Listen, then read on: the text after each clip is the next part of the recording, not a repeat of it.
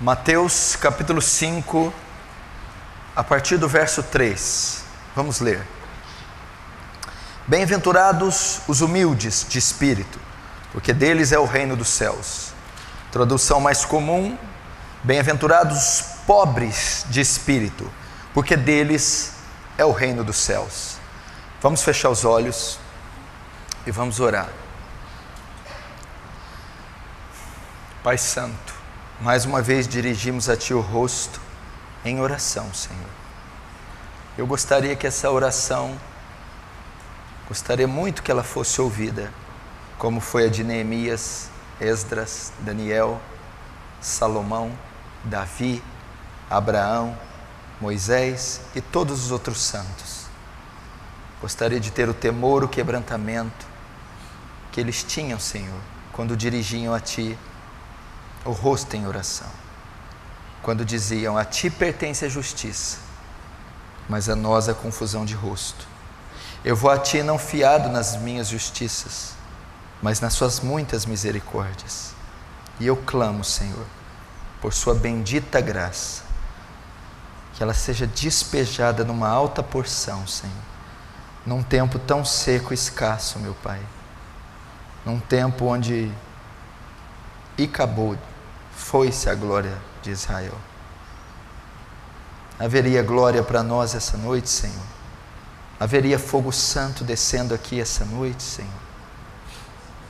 O Senhor teria compaixão de nós e de mim, Senhor.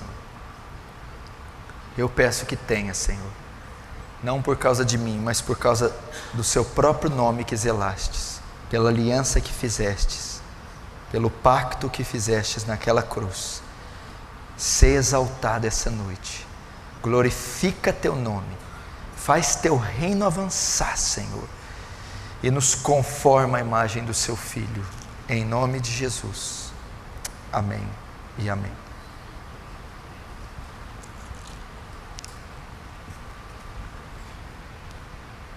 Vamos ver se hoje finalmente sai a primeira bem-aventurança. Por que nós não vamos direto aos textos? Porque é necessário. A Bíblia é um livro muito profundo, é o santo livro de Deus, escrito por Deus, inspirado por Deus, um livro a ser estudado, destrinchado.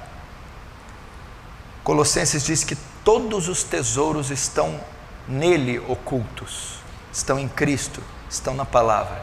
Então a Bíblia, ela não deve ser lida, ela deve ser garimpada. Todas as vezes que você for à Bíblia, você deve garimpá-la, porque há tesouros aqui, ocultos, escondidos. E quanto mais minucioso você for, quanto mais você garimpar, mais joias preciosas você vai achar, você vai encontrar nas Escrituras. Quanto mais se tratando do Sermão do Monte, de uma preciosidade dessa, de uma riqueza profunda em sabedoria, em conhecimento, em revelação, que é o que está exposto aqui nesse sermão. A proposta é fazer a exposição do Sermão do Monte. Nós tivemos 3 ou 4 cultos de introdução a respeito do Sermão do Monte. No último culto, nós entramos nas bem-aventuranças que fazem parte do Sermão do Monte. E nós estudamos, antes de entrar na primeira bem-aventurança, o que é bem-aventurança, o que é bem-aventurado. A tradução significa feliz, mais do que feliz, pleno, ditoso, completo, abundante em felicidade, regozijo pleno, total e absoluto. O que quer dizer essas 7 ou 9 bem-aventuranças?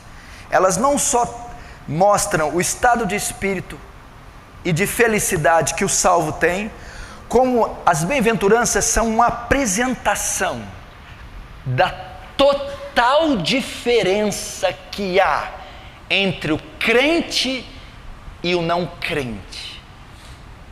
As bem-aventuranças, as 8, 9 bem-aventuranças proferidas por Cristo no Sermão do Monte, são uma apresentação da total diferença que há entre o povo de Deus e o povo que não é de Deus, entre os ímpios e os justos, entre os nascidos de novo e os não nascidos de novo, entre os bodes e as ovelhas, entre o joio e o trigo. É uma declaração da completa diferença que há entre essas duas classes.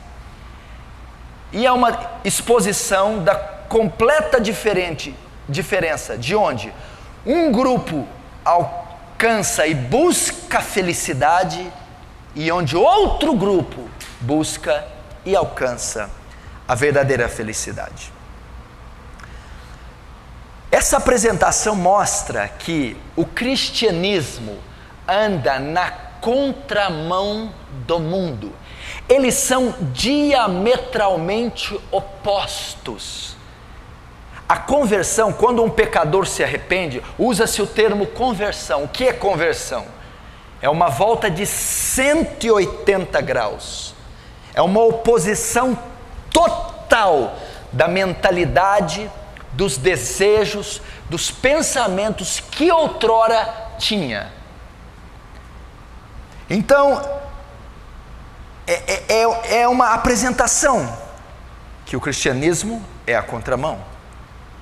É uma demonstração que tudo aquilo que os ímpios amam e desejam, os cristãos odeiam e não desejam. As bem-aventuranças são uma apresentação de tudo aquilo que os crentes amam e desejam e os ímpios odeiam e não desejam. Não há qualquer comunhão entre as duas classes e não há qualquer paralelo de pensamentos. Eles são diametralmente opostos. O que o ímpio ama, os cristãos odeiam. O que faz o ímpio feliz, não faz o crente feliz. O que o cristão ama, o ímpio de fato odeia. No final da Segunda Guerra Mundial, nos países da Europa, onde ocorreu boa parte da guerra, alguns padres, conscientes que a guerra estava por terminar e que eles iam receber inúmeros refugiados, soldados, eles começaram a se misturar com o povo, começaram a andar com o povo, com os ímpios, e os padres começaram a fumar, beber e praticar as mesmas obras daquele povo, com o intuito de agregar membros para suas paróquias. Começaram a se associar, a se relacionar, a frequentar os mesmos lugares e a usar o mesmo tipo de entorpecentes que soldados, refugiados do pós-guerra. O resultado foi um fracasso. Ninguém foi para a igreja. Porque a ideia que o ímpio tem de cristãos da igreja é que eles são um povo distinto e separado. A ideia que o ímpio tem, que o mundo tem do povo de Deus, é que o povo de Deus não compactua com seus deleites. Mesmo o ímpio estando na ignorância, na rebeldia contra Deus, ele olha para a fé, para a igreja e para os cristãos com temor e reverência. E a prova histórica, se você estudar a história da igreja, por exemplo, estuda a história da igreja do 1º século ao 4º, até a conversão de Constantino. Foi onde houve uma explosão do crescimento da igreja. Por quê? Do 1º século, do primeiro ano da era cristã até a conversão de Constantino, houve implacáveis perseguições sobre os cristãos. Por quê? Eles não se dobravam a César, eles não se dobravam à cerimônia, à lei cerimonial dos judeus, eles eram fiéis, tementes e quebrantados. Resultado, havia conversões, bom testemunho. Quando Constantino se converte e declara o cristianismo a religião oficial do império, e começa a aceitar elementos estranhos dentro do culto, a igreja passa a se tornar mundana. Aí começa o declínio da igreja, começa a cair, falir, quebrar.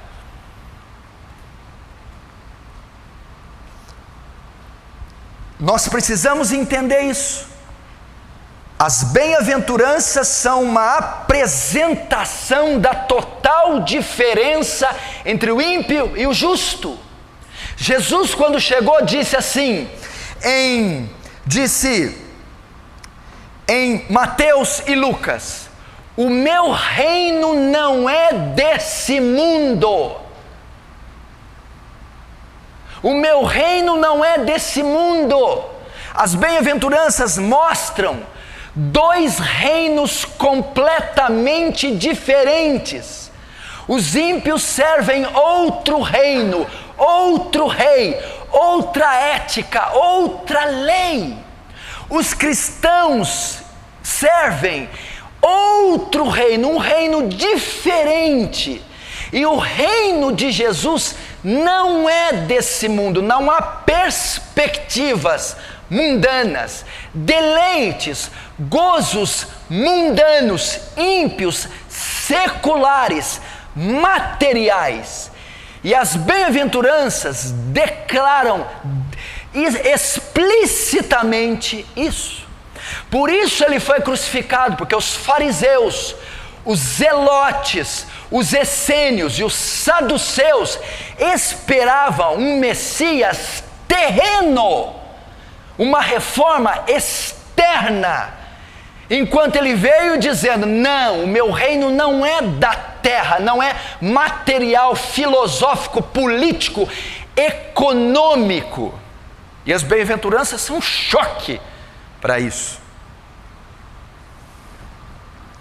Mostram o verdadeiro caminho para a felicidade. Aqueles que têm essas características verdadeiramente são felizes. Você quer perguntar para mim, pastor, onde eu encontro uma pessoa feliz? Como eu conheço uma pessoa plena? Aonde eu encontro uma pessoa satisfeita, completa, cheia? Quem são essas pessoas? Você quer saber quem são?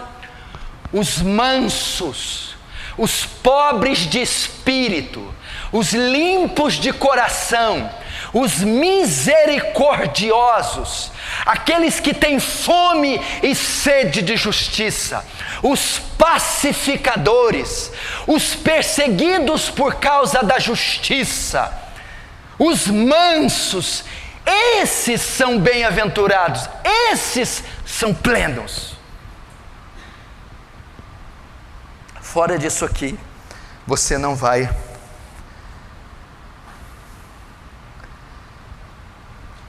encontrar felicidade.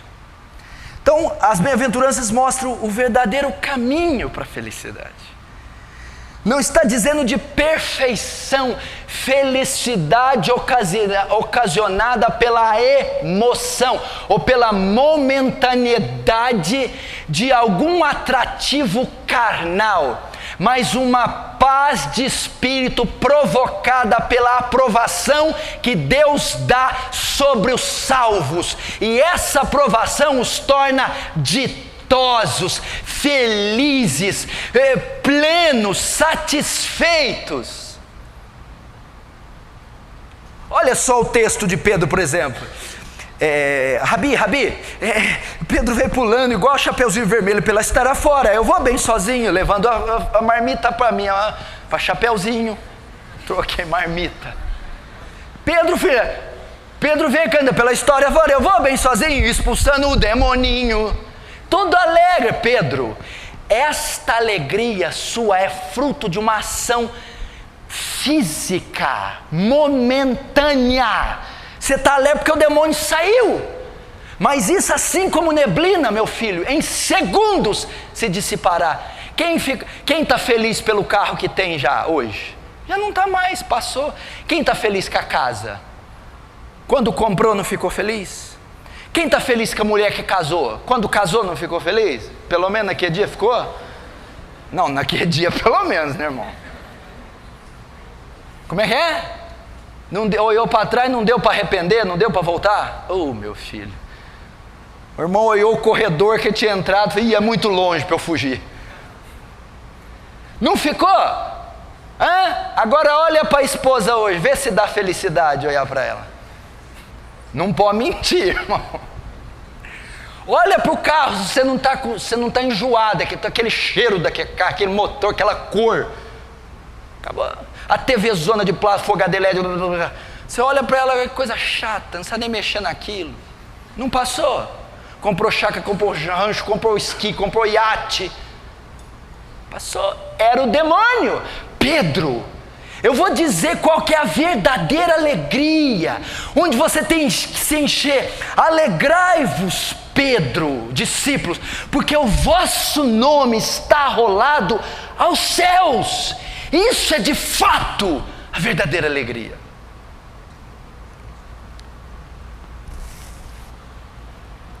Terceiro, o que as bem-aventuranças ensinam?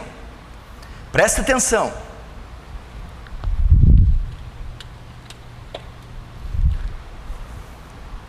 Terceiro, o que as bem-aventuranças ensinam? Que todos os crentes devem ser assim. Presta atenção. As bem-aventuranças não são uma descrição de uma categoria superior de crentes. Olha, misericordioso, limpo de coração, pacificador, está falando, está descrevendo o apóstolo Paulo, Moisés, Elias, Eliseu, pastores. Não.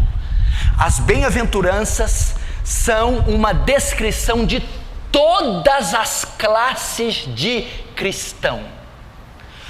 Todos os cristãos devem possuir as bem-aventuranças, ou as características das bem-aventuranças. Todos os crentes têm que ser limpos de coração, misericordiosos, têm que ser pacificadores. Não existem categorias especiais para as bem-aventuranças. Toda a igreja, toda a cristandade deve possuir essas qualidades. Eu, os pastores, obreiros, músicos, novo convertido, ancião, todos vocês precisam ter. Muitas pessoas pensam, né? A Bíblia diz de categorias especiais. Efésios 4, 11 e 12. A uns ele deu para apóstolo, evangelista, mestre, doutores e pastores. Mas a bem-aventurança, ele não está dizendo que é para uma classe especial. É uma ética, é um padrão, é um perfil de caráter que todos os crentes devem possuir.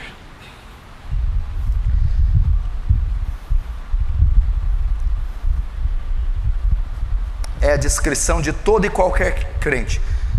Mateus 5,13 e Mateus 7,20. O que é Mateus 5,13? Se o sal for insípido, para mais nada serve, a não ser para ser jogado pelos homens. Vós sois o sal. Quem são vós? Toda a igreja. Quais as características do sal? Que toda a igreja deve ter? As 9 bem-aventuranças. Mateus 7,20. Pelos seus frutos conhecereis. Como eu sei que eu sou crente? Quais são os meus frutos? As bem-aventuranças.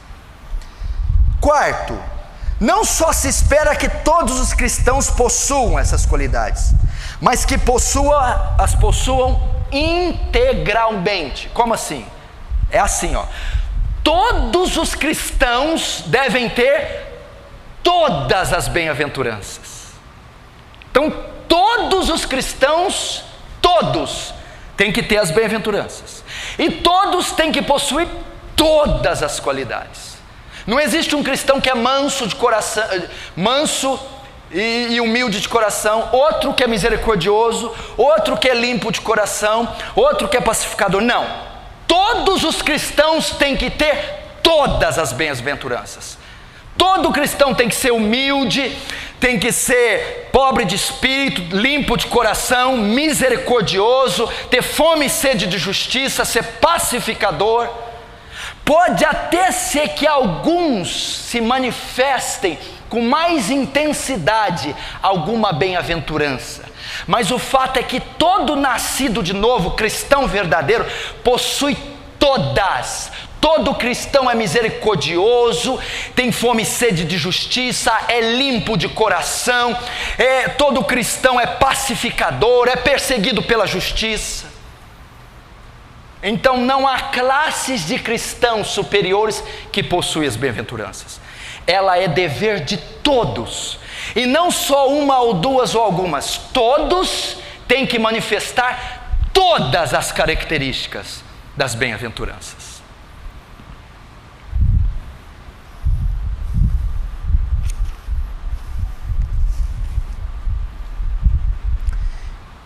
Quinto, as bem-aventuranças, bem-aventurados os que choram, que têm fome e sede de justiça, os misericordiosos, não são talentos naturais. Essa aqui é importantíssima, hein? Não é choro natural. A carne não pode produzir as bem-aventuranças. O ímpio não pode chorar por pecado. O ímpio não tem fome e sede de justiça. O ímpio não é misericordioso com ninguém.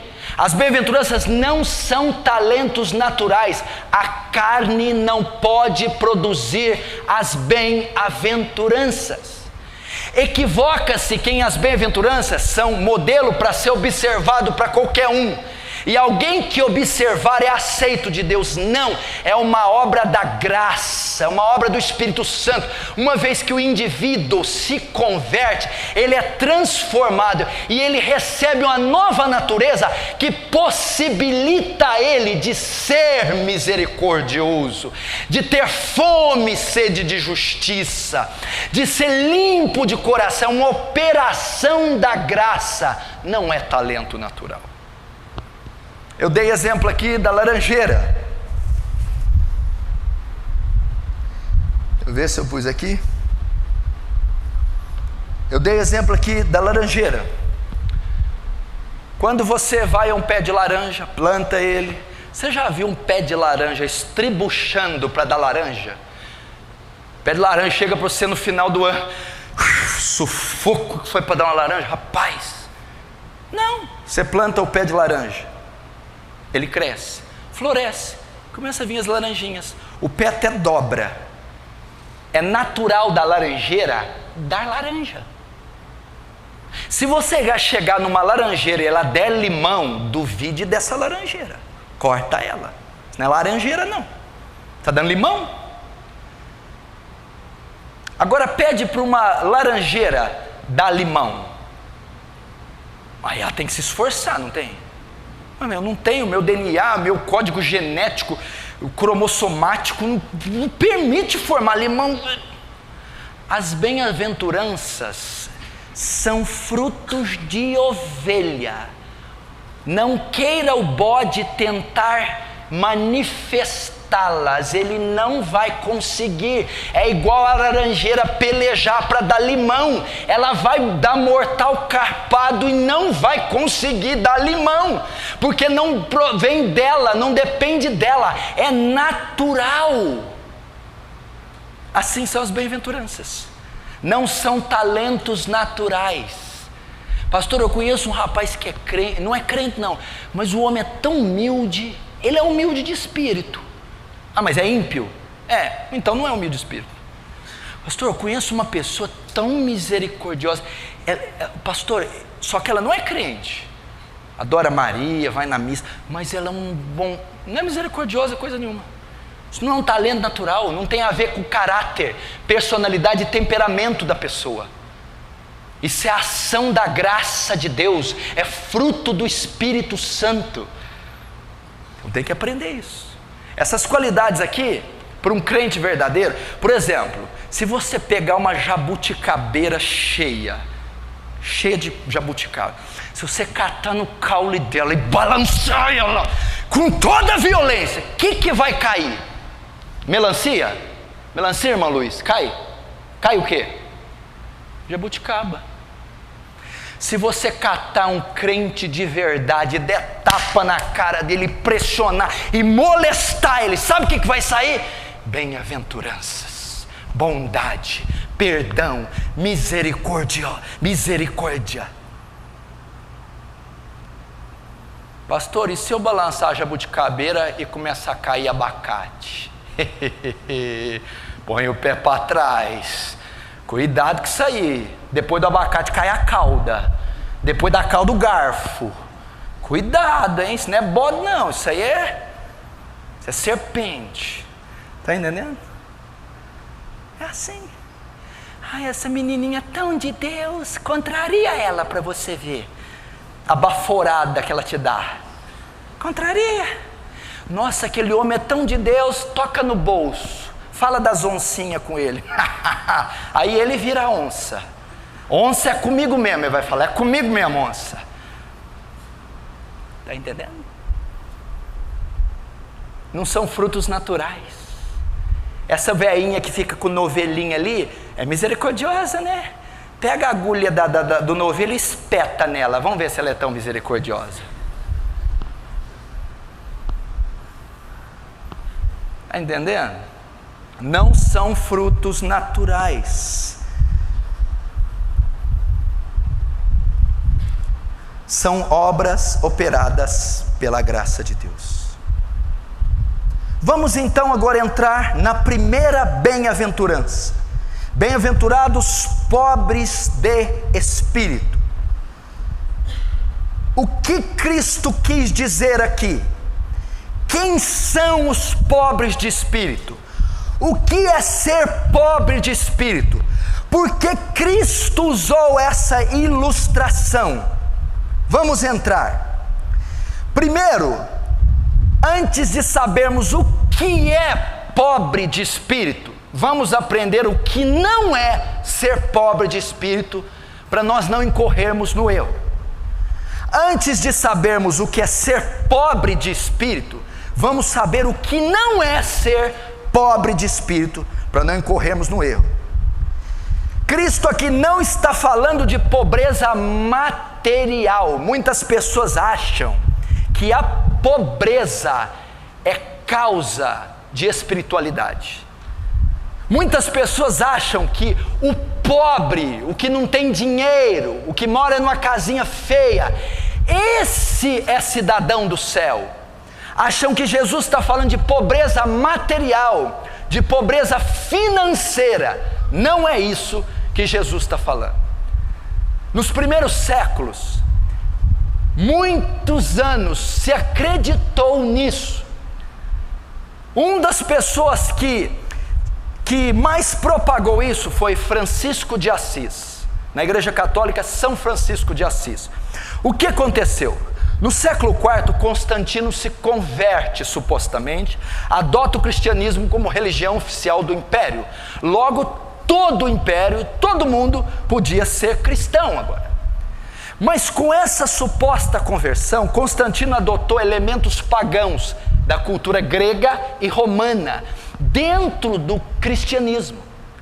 E começou a cair a qualidade do cristianismo. O que ocorreu? Muitas pessoas, vendo a corrupção dentro da igreja, começaram a abandonar a igreja. Foi daí que surgiu os monastérios, os monges. Eles foram se isolar da sociedade, morando em cavernas, florestas, buscando uma espiritualidade, achando que se isolar da sociedade, do público, eles poderiam alcançar um nível maior de espiritualidade e santificação. Foi 2 séculos depois que um desses monges, chamado Francisco de Assis, interpreta esse texto como pobreza física. Olha, Deus não gosta de rico, não gosta de riqueza. A pessoa, para ser santa, tem que ser pobre, e para herdar o reino dos céus tem que ser pobre. Isso não é verdade. Porque se isso fosse verdade, implicaria em duas afirmativas. Primeira, todos os pobres iriam para o céu, só pelo fato de ser pobre. Segundo, todos os ricos iriam para o inferno, só por fato de ser ricos. Isso não é verdade. Tem muito pobre avarento que ama o dinheiro, porém não tem. E tem muito rico, piedoso, santo, que não ama o dinheiro. Ele não está falando de pobreza física, nem material, porque nem pobreza nem riqueza são sinônimos de espiritualidade. Tem um texto em Provérbios que diz assim: o rico e o pobre se encontraram, e a ambos fez o Senhor.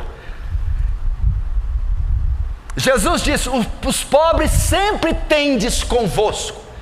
E se fosse verdade que pobreza física era sinônimo de espiritualidade, e deles fosse o reino dos céus, o Senhor Jesus fez muito mal para muita gente, porque Ele tirou a pobreza de muita gente, alimentou faminto, Ele curou, fez milagres. Ele deveria ter deixado essas pessoas pobres. Não é isso que Ele está dizendo. Então, primeira coisa, pobreza de espírito não é pobreza física, não é pobreza material. Se você acha que ser pobre, morar numa casinha de fundo, não ter carro, te faz mais santo, mais crente, te faz mais perto do céu, você está enganado. Não tem nada a ver com isso. Há N advertências sim, que as riquezas, que somos advertidos quanto às riquezas, mas não são fatores salvíficos. Ok? Segundo, o que não é? Primeiro, não é uma vida de pobreza material. Segundo, não é uma vida espiritual pobre. Ele está falando de bem-aventurados pobres de espírito. Para aprendermos, primeiro temos que aprender o que não é. O que não é? Pobreza física. Segundo, pobreza espiritual. Tem gente que acha que ser pobre de espírito é ter pobreza espiritual. É pobre em amar, é pobre em orar, é pobre em santificar. É aquele crente carnal, que rasteja, que não lê Bíblia direito, que é fraco, não consegue orar, quebra os jejuns. Não está dizendo isso. Muita gente acha: pastor, eu não sou forte igual vocês porque eu sou pobre de espírito, então não consigo orar, não consigo jejuar, não venho nos cultos direito, não sou bom em amar, não sou bom em santificar. Isso pode ser um subterfúgio para a carnalidade de muitos cristãos. Não é isso que o Senhor está ensinando. Todos os crentes são chamados para ter uma vida, e uma vida com abundância no Senhor, para orar sem cessar, para pregar em tempo e fora de tempo, para entrar no quarto com a porta fechada e orar a Deus em secreto, para meditar de dia e de noite nas Escrituras, para não embriagar com vinho, mas encher do Espírito Santo. Então não está dizendo pobreza de espírito é ter uma vida espiritual pobre. Não é isso. O crente é chamado para ser cheio de toda a plenitude do conhecimento de Deus. O crente é chamado para ser cheio do poder do Espírito Santo. O crente é chamado para ter uma vida e uma vida abundante na presença de Deus. Então aquele que rasteja, que é manco, carnal, esse está em falta. Não é isso que o texto está dizendo. Não é isso que o texto está dizendo. Terceiro, o que não é ser pobre de espírito é não se autocomiserar-se, não é ter baixa autoestima. Tem gente que acha que ser pobre de espírito é coitadinho de mim, sou fraco, miserável, pecador, não valho nada, não sou ninguém, sou estúpido, idiota. É mesmo, mas não é isso que quer dizer não. Não está dizendo isso. São os tímidos: eu sou covarde, tímido, não tem coragem. Esses são os pobres de espírito que vai sentar nas primeiras cadeiras? Não.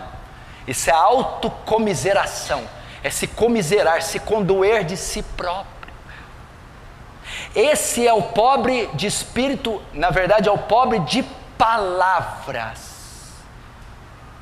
Você vê ele orando, meu Deus, que piedade, Senhor, eu não presto, eu não valho nada, eu sou um demônio, eu sou um podre, eu não presto. Verbalmente ele é assim, eu sou o pior dos homens, o miserável dos homens, tenho baixa estima, eu não sou melhor que ninguém, eu não consigo fazer nada. Nas palavras ele é pobre de espírito, nas palavras ele é vazio, nas palavras ele é pequeno. Agora toca na vaidade dele, ele contraria o que ele ora. Toca no dinheiro dele. Para orar, ele morreu para o mundo, mas toca no dinheiro. Ele é o pior de todos, mexe no ego dele. Ele é pobre de palavras, mas quando ele é pressionado, tudo aquilo que ele ora e que ele transmite, ele desmente com as suas ações. No fundo ele é arrogante, sim, é avarento, é vaidoso. Eu sou o pior, mas não fala para ele que é o pior, não. Não trata ele como o pior, não, que ele mostra a carranca. Eu sou pecador, mas não trata ele como pecador, não.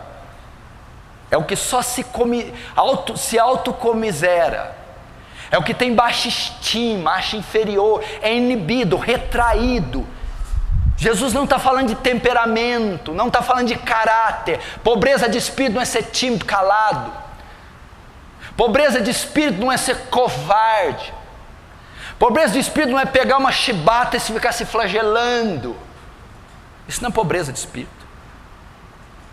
Porque tem Pedro colérico, sanguíneo, e era pobre de espírito. Timóteo, tímido, fleumático, pobre de espírito.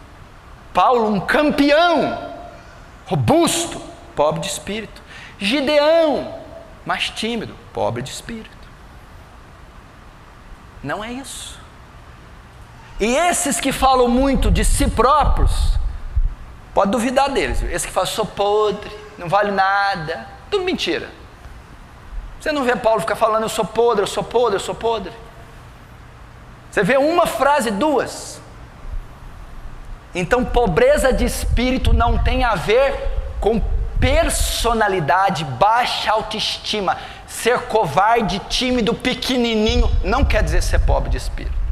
Porque está cheio de gente pequenininha, covardinha, fraquinha, que chora o dia inteiro.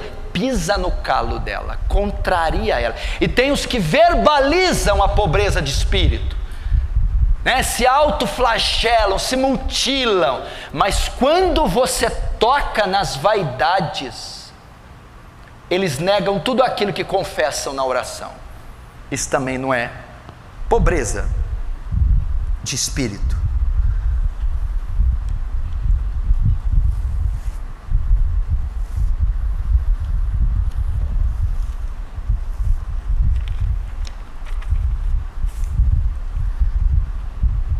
O que não é pobreza de espírito? Então vimos aqui.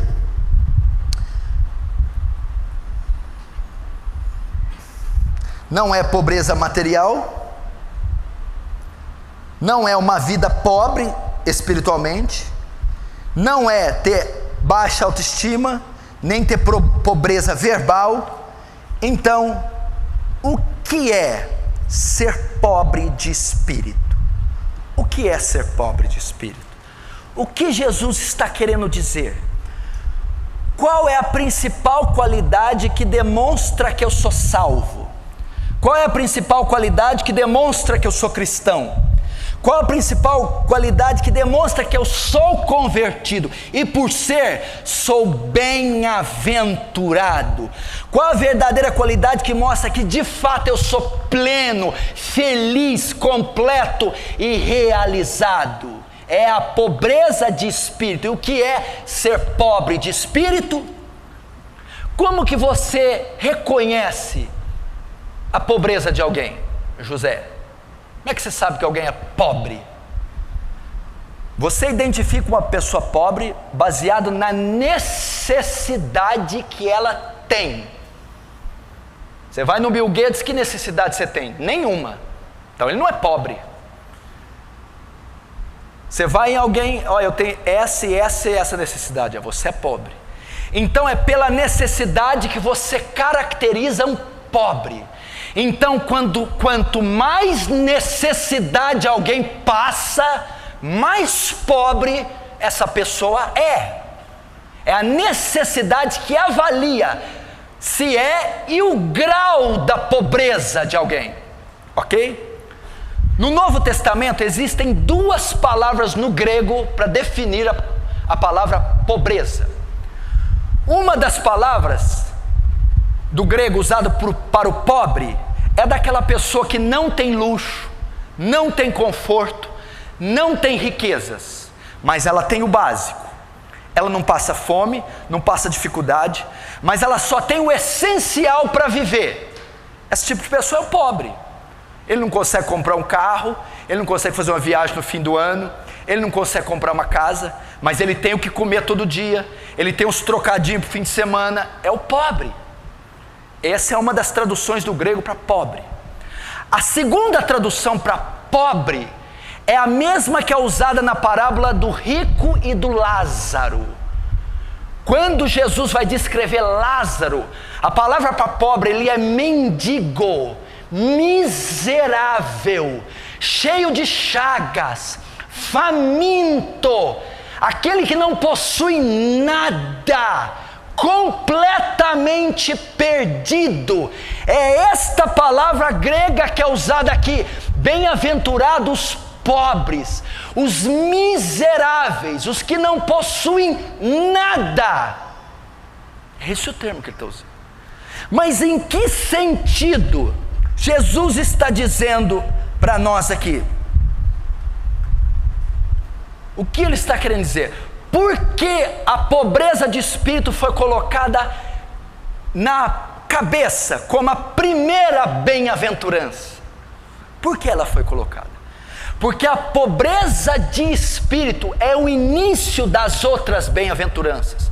Sem ser pobre de espírito, você não chora. Sem ser pobre de espírito, você não tem fome e sede de justiça. Sem ser pobre de espírito, você não pode ser limpo de coração, porque a pobreza de espírito é o primeiro degrau para ingressar no reino de Deus. Você está entendendo? A pobreza de espírito é o esvaziar. As outras bem-aventuranças é o encher, e ninguém pode se encher uma vez que está cheio.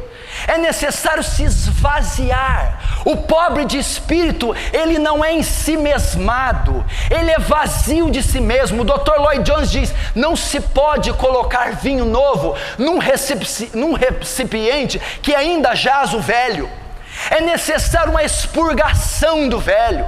É necessário se esvaziar da vaidade, se esvaziar da avareza, se esvaziar dos prazeres, se esvaziar da autoindulgência, da autojustiça que é tão característica na igreja. O que é autojustiça? A capacidade de justificarmos a nós mesmos. Por isso os fariseus não entraram nas bem-aventuranças. Eles não eram pobres de espírito, porque Jesus diz: vós sois o que justifica a vós mesmos. Eles definiam o que era pecado ou não, eles definiam o que eles queriam obedecer ou não da lei, eles definiam qual a conduta deles. Eram ensimesmados, cheios de si.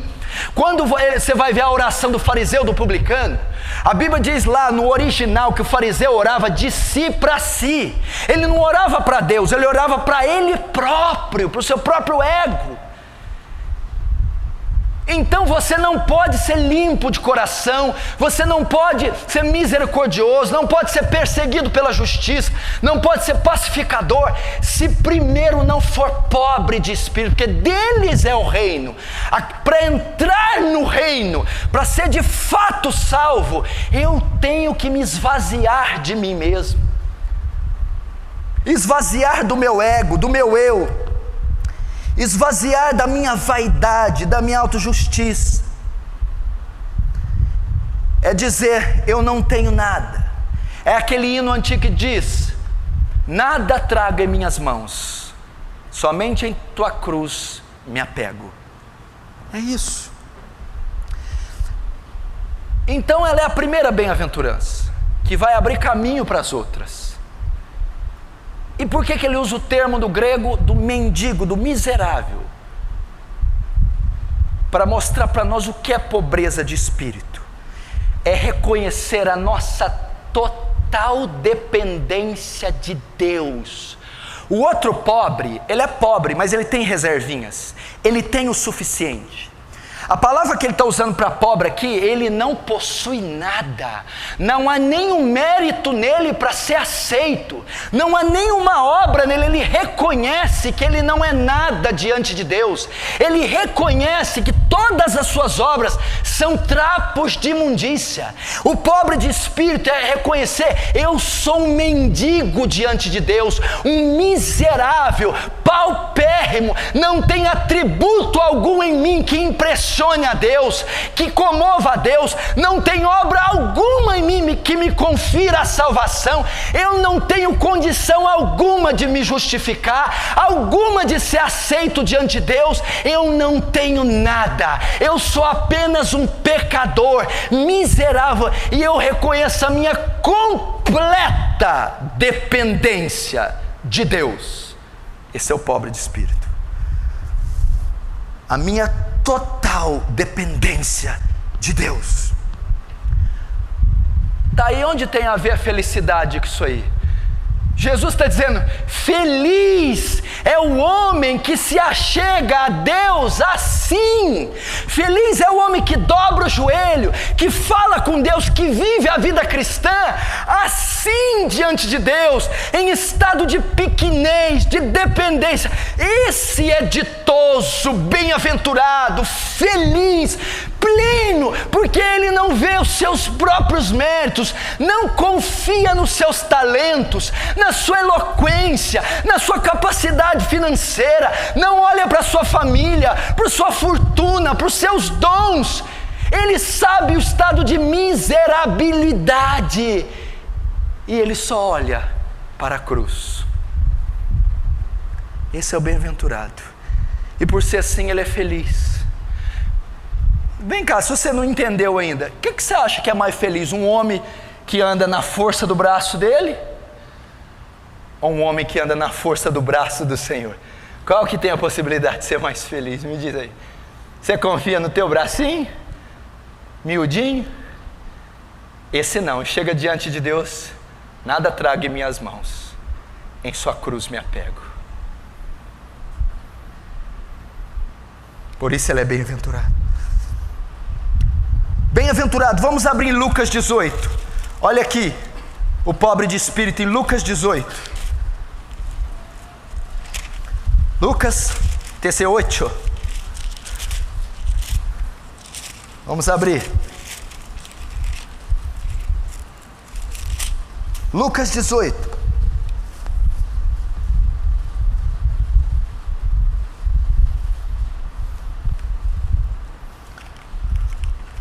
Lucas 18, verso 9 em diante. Jesus propôs também esta parábola, e alguns que confiavam em si mesmos, por se considerarem justos, e desprezavam os outros. Ó, Jesus dizendo agora 10. 2 homens subiram ao templo, com o propósito de orar, um fariseu e outro publicano. O fariseu, posto em pé, orava de si para si mesmo, desta forma. Olha a oração do fariseu: ó Deus, graças te dou, porque não sou como os demais homens, roubadores, injustos e adúlteros, nem ainda sou como este publicano, é cobrador de imposto, considerado para eles impuro. Ó, o fariseu orando ainda, verso 12: jejuo 2 vezes por semana e dou o dízimo de tudo quanto ganho. Essa é a oração do publicano, do fariseu. Agora o publicano orando, olha o pobre de espírito. O publicano, estando em pé, longe, não ousava nem ainda levantar os olhos aos céus, mas batia no peito dizendo: ó Deus, sê propício a mim, pecador. Outras traduções: tem misericórdia de mim, pecador. Verso 14: digo-vos que este desceu justificado para sua casa, e não aquele, porque todo o que se exalta será humilhado, mas o que se humilha será exaltado. Olha o pobre de espírito, igreja. Olha o bem-aventurado, não é o que bate no peito: eu não sou adúltero, não sou como esse publicano, dou dízimo, oro, jejuo. Não. O que é a pobreza de espírito? Nem ao menos conseguia levantar os olhos para o céu, se achava indigno de entrar na presença de Deus, não tinha moral para falar com Deus, se achava pequeno e desprezível e disse: ó Senhor, sê propício a mim, ó Senhor, tem misericórdia de mim, pecador. Eu não tenho dignidade, eu não tenho direitos, eu não tenho justiça alguma para te apresentar. Isso é o pobre de espírito.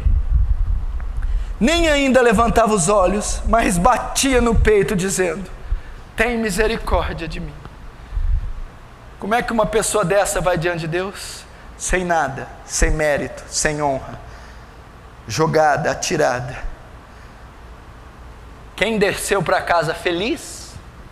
Quem desceu para casa ditoso, pleno, justificado? O fariseu? O publicano? O publicano: nada tenho em minhas mãos, em sua cruz me apego. Não sou ninguém, não sou melhor que ninguém, tenho nada, não posso nada, não tenho mérito nenhum. Você imaginou você cheio de autojustiça dobrar o joelho para orar? Se justifica daquilo outro, desculpa daquilo, faz aquilo outro, depois chega diante de Deus. Justificou com todos os homens, com todo mundo, explicou, fez, desfez, não admitiu, não reconheceu, distorceu, agora vai orar: Senhor, mas que negócio é esse? Nada trago em minhas mãos, em sua cruz me apego. Vou dizer como é que é, orar mais ou menos assim, aprende, ó. Senhor, se o Senhor quiser me mandar para o inferno agora, o Senhor vai ter cometido o maior ato de justiça esse ano. É tudo que eu mereço. Contudo, eu clamo por sua misericórdia. Aproverás-te ter ou não? Isso é pobreza de espírito. Não vem reivindicar. Eu vim reivindicar o quê? Eu não vim reivindicar nada. Quem sou eu? Esdras, quando foi orar e chegou em Jerusalém, viu os muros, meu Deus, o templo, viu a pobreza em Jerusalém, a miséria. Esdras foi orar. Olha como é que Esdras orou: estou confuso e envergonhado demais para levantar a ti o meu rosto. Não conseguia levantar o rosto para o céu. Pobreza de espírito. Vai ver quem foi Esdras, vai ver quem foi Neemias, os camarada que é. Vai estar com as patentes desse tamanho lá em cima. Pobre de espírito. Pobres de espírito. O fariseu, o publicano. Pobre de espírito. Eu vou encerrar e citar mais alguns nomes. Quem mais é pobre de espírito? Quem foi pobre de espírito na Bíblia? Gideão. Juízes capítulo 6, verso 15. Gideão. Os midianitas cercaram Israel. Gideão estava escondidinho malhando trigo no lagar. O anjo do Senhor aparece a Gideão e diz: Gideão, você libertará Israel das mãos dos midianitas. Vai nessa tua força, varão valoroso. Qualquer um de nós ia bater no peito e dizer: eu sou o cara. Gideão diz: como pode ser isso, Senhor? A minha família é a mais pobre de Manassés e eu o menor da minha casa. Eu não tenho condição de libertar ninguém. Eu não tenho condição de libertar ninguém. Ele estava parafraseando um texto de Paulo que nem tinha sido escrito ainda: Senhor, para essas coisas quem é idôneo? Eu sou o menor. Eu sou nada, eu não posso. Pobreza de espírito. O anjo do Senhor fulgurantemente aparece, dá a ele uma ordem, um decreto divino, e ele não se acha capaz. Se prostrou: não, eu sou o menor da minha casa e a minha família é a mais pobre de Manassés. Ditoso Gideão, pleno Gideão, mais que feliz Gideão. Isaías, no ano que morreu o rei Uzias, eu vi o Senhor num alto e sublime trono. E quando ele vê os serafins gritando: Santo, Santo, Santo, ai de mim, porque eu estou perdido. Eu sou um homem de lábios impuros. Ele não jactou-se, ele não foi arrogante, ele viu a pequenez dele diante da majestade de Deus. Pobreza de espírito. Quem sou eu para abrir minha boca diante do Santo de Israel, para reivindicar alguma coisa? Ai de mim! Pobreza de espírito. Pedro, quando Jesus se aproxima diante do barco e diz para ele: segue-me, deixa as redes, de hoje em diante será pescador de almas, de homens. Pedro, ele tem um vislumbre da glória de Deus. Afasta-te de mim, Senhor, porque eu sou um pecador. Olha Pedro, pobreza de espírito. Eu sou indigno, eu não sou merecedor, eu não mereço o seu perdão, o seu amor, eu não tenho obras, eu não tenho méritos, eu não tenho idoneidade para tal coisa. Pobreza de espírito.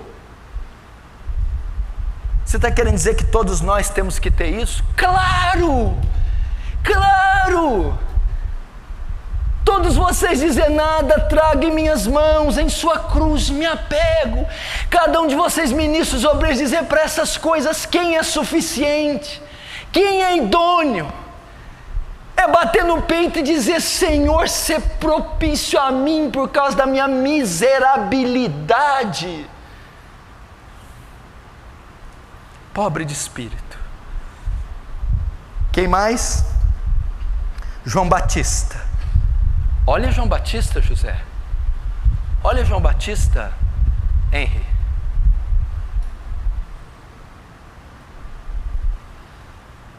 Você é o Cristo? Não. Eu não sou o Cristo. Eu batizo com água para o arrependimento. Mas vem outro, que é mais poderoso que eu, o qual não sou digno de desatar as alparcas dos seus pés.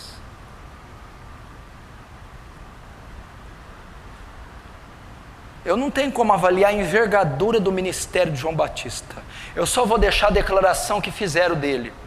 Foi uma pessoa que fez a declaração. Disse assim: dos nascidos de mulher, ninguém é maior que João Batista. O maior de todos, nascido de mulher, disse: eu não sou digno de desatar as alparcas.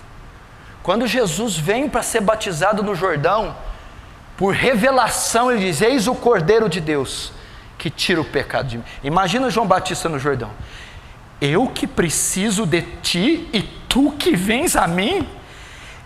Eu que necessito ser batizado por ti e tu que vens a mim? Se fosse nós, estou batizando Jesus. Batizei Jesus. E aí? Se fosse essa pastorzaiada de hoje, hein?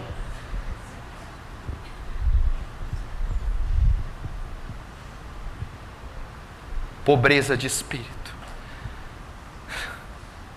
Olha que exemplo. Olha que homem espetacular. Eu que necessito ser batizado e tu que vens a mim.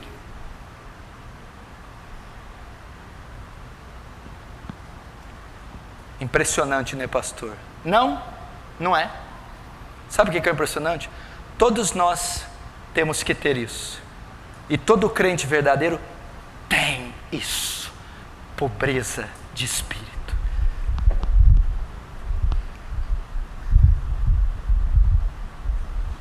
Paulo, ele vai escrever Timóteo. Olha o que ele vai dizer: digna de toda aceitação essa palavra, que Cristo veio ao mundo para salvar os pecadores, dos quais eu sou o maior. Quem era Paulo, igreja? Todos os idiomas da época ele falava: latim, grego, hebraico, noções do aramaico, criado aos pés de Gamaliel, fariseu de fariseu, circuncidado ao 8º dia, da tribo de Benjamim, um derivado do nome do rei Saul, por isso Saulo. Os da sua idade ele excedeu em muito no judaísmo. Gálatas capítulo 1.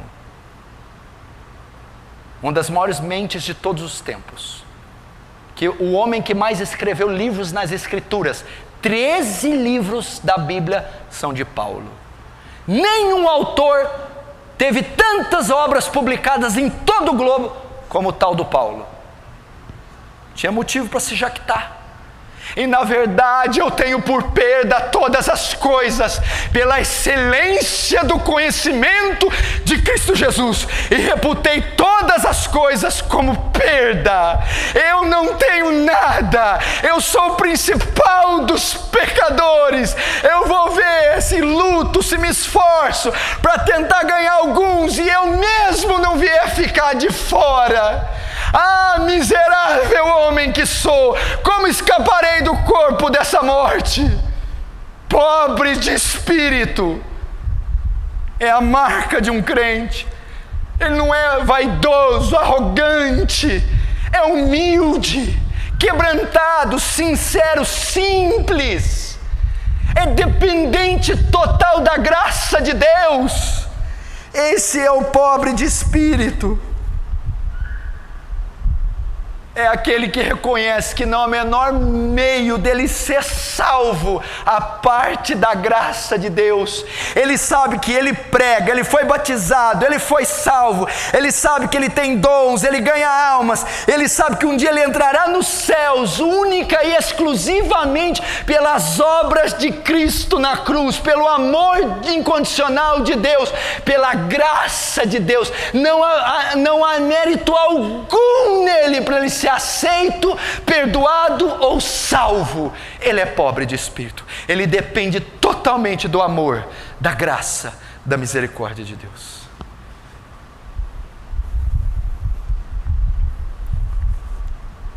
E o que ele recebe por ser, e ele é quem por ser isso? Feliz. Esse de fato é feliz. Esse de fato é feliz. Ditoso, realizado, pleno, completo, regozija, triunfante, aprovado por Deus. E qual a recompensa? Bem-aventurados os humildes de espírito, porque deles é o reino dos céus. Jesus termina: esse de fato ingressou no céu, esse de fato é salvo, esse de fato converteu-se, esse de fato foi regenerado, esse de fato faz parte do meu reino. E não é só aqui não, o reino de Cristo se inicia na terra e se completa nos céus. Desse é o reino dos céus. Esse herdará a vida eterna. Esse estará comigo nos ares. Esse celebrará as bodas do Cordeiro. Esse entrará pelos portões de pérolas na Nova Jerusalém. Esse terá um corpo glorificado. Esse ditoso, pleno, mais que feliz, ele descansará na mais gloriosa aurora nos céus. O pobre de espírito.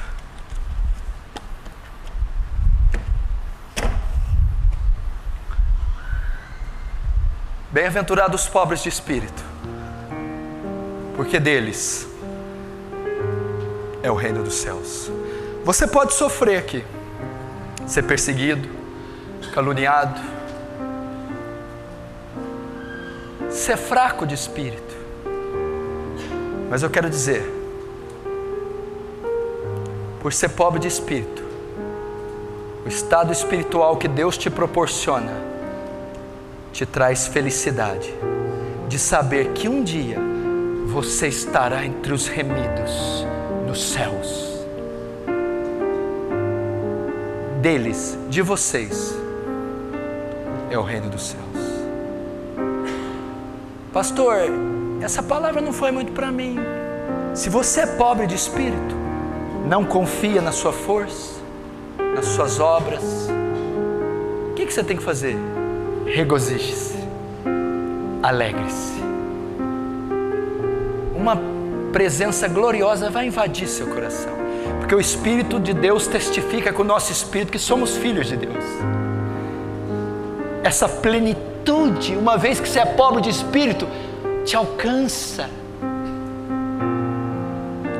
Se você não é pobre de espírito, é jactancioso, arrogante, orgulhoso, depende da carne, dos elogios dos homens, se comisera e reflete uma coisa que você não é, você não é feliz, não é bem-aventurado, e o reino não te foi chegado. Contudo, eu te convido a abrir seu coração, receber o santo evangelho de Cristo, a graça que está jorrando nesse lugar, a misericórdia. Eis que estou à porta e bato. Quanta gente bateu na sua porta esse ano? O telefone tocou. Hoje é uma pessoa especial que está batendo. Eis que estou à porta e bato. Jesus, se alguém ouvir minha voz, me ouvir batendo, e abrir sua porta, eu entrarei em sua casa, cearei com você e você comigo. O Senhor está batendo. Por que Ele dizia assim para você? Venha ser bem-aventurado. Não temas, ó pequeno rebanho, foi do agrado do Pai lhes entregar o reino.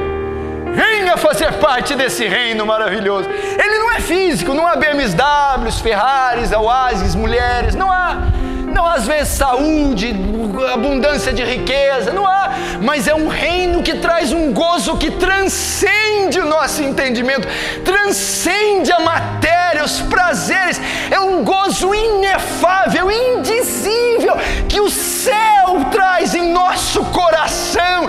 Você será ditoso, feliz, pleno, tendo muito ou pouco, tendo amigos ou não, é a graça de Deus te alcançando, é o amor do Pai te envolvendo, é a cruz de Cristo expiando o seu pecado. Venha, pequeno rebanho, arrependa-se do seu pecado e creia na suficiência do sacrifício do meu Filho. Então essa paz entrará. Vamos curvar nossa cabeça, vamos orar.